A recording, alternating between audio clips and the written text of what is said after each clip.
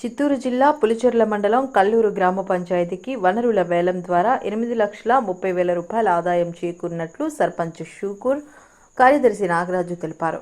కల్లూరు గ్రామ పంచాయతీ కార్యాలయంలో బుధవారం సర్పంచ్ అధ్యక్షతన పంచాయతీ వనరుల వేలం నిర్వహించారు.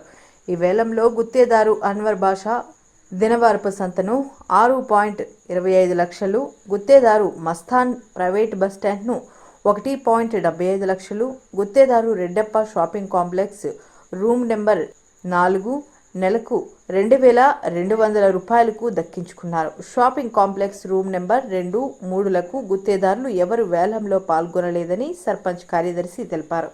ఈ కార్యక్రమంలో ఎంపీడీఓ రాజశేఖర్ బాబు తదితరులు పాల్గొన్నారు.